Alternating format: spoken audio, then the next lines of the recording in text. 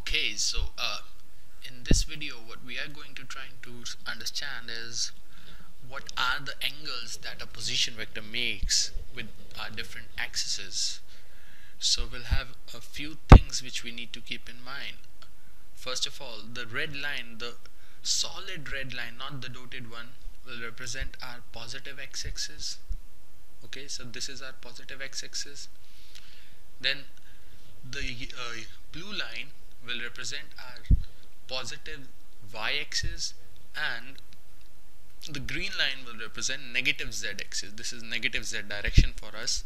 So each of our vectors in red direction can be directly written as it is on along the x-axis. So we can directly write it is I cap component. Along the z direction, what we can write is this will be z k cap component, and along the blue line what we can write is all the components along b line, that is saying cb vector will be along j cap. Okay, so we are given a vector OB.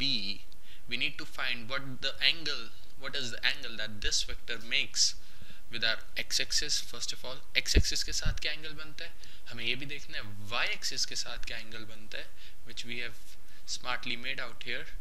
This is our line parallel to y-axis, and this line represents the OB vector. This line is OB vector, so this is the angle that it makes. And similarly with z-axis हमें एक और देखना है क्या angle बनेगा, वो हमें दिख रहा है ये z-axis है हमारा नेगेटिव z, और OB का और ये एंगल होगा हमारा. So we'll be dealing in 3 dimension. So accordingly what we need to find out is we need to take 3 triangles of which these angles are part of. So we'll start off with one of our diagrams. Say this. Now this is OAB. Now OA is parallel to our red axis, so it is in x direction, and OB, as we know, if the points are x comma y comma z, the coordinates are such, so we can very well write the length of OB. The length of OB will be equal to under root of x square plus y square plus z square.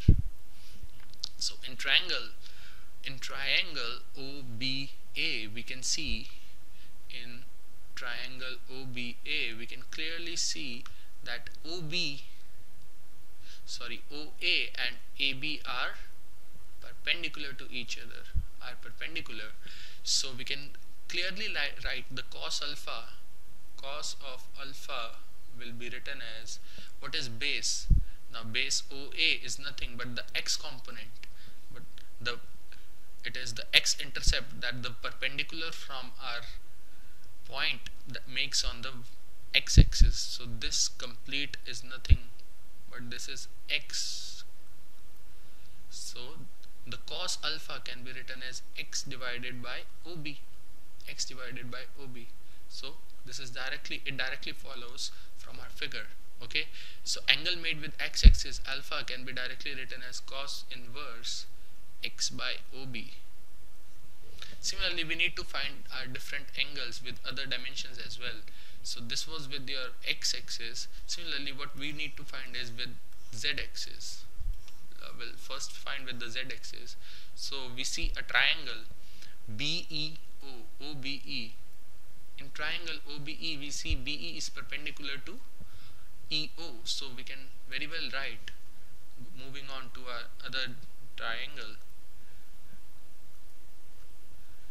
we can see that BE is perpendicular to OE, while OE is on our z-axis. So this length around here is nothing but it is along the z direction. So this is z, and the height, we are not concerned with that because this height is not y. This is not y, as you can see from this figure. The height BE is not equal to y-intercept. It is BC which is equal to y, not BE. Okay, so but we know OB. We know OB is under root x square plus y square plus z square. So what we can write is cos of, this is say this angle which it makes with z-axis is gamma. So we can write that cos of gamma will be base upon hypotenuse. Base is OE by hypotenuse is OB. So cos of gamma can be directly written as Z by OB. Now OB can be written as mod of under root x square plus y square. Z by OB, which is nothing but Z divided by under root x square plus y square plus z square.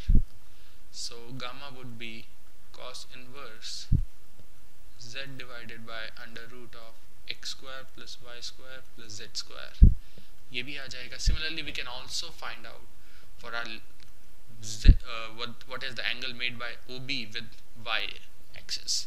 So CB is parallel to y axis, as we can clearly see from this figure that the line CB is parallel to y axis. So this angle and the angle made with y axis will be alternate angles and will be same, one and the same. So we'll find for this triangle, we'll see in this triangle, as we can see here, OCB, in triangle OCB,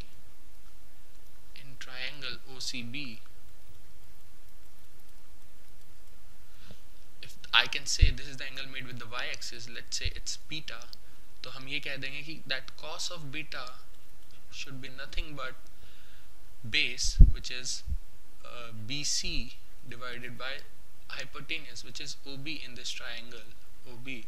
Now BC is nothing but the height, okay, height of the point, the y coordinate. This is BC. This will be the y coordinate on y. Okay, so we can write this is y by OB. OB can be directly written as under root x square plus y square plus z square. So we can write that beta is nothing but cos inverse y divided by under root x square plus y square plus z square. So we can write all the angles made by a vector, okay, which has a position vector which is given by,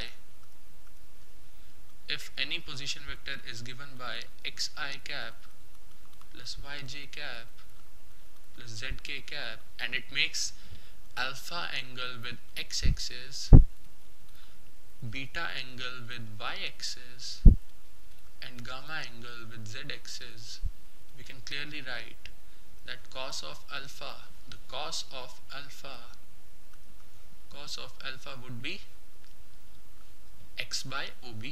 Okay, so cos of alpha would be x by OB, can be written as under root x square plus y square plus z square, or I can write it can be written as x by mod of r.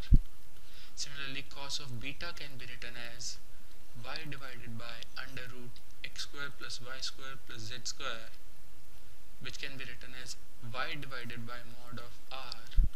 And similarly, cos of gamma can be written as z divided by under the root x square plus y square plus z square, which gives us z by mod of r. Also, we can see from here, if we add up all these cos square plus cos alpha, cos square alpha, cos square alpha plus cos square beta plus cos square gamma, it can be written as x square plus y square plus z square divided by x square plus y square plus z square, and it gives a very beautiful result that it is equal to 1. So this is also one result that we get. So I guess we have made pretty clear about all this. Okay, that's it for this.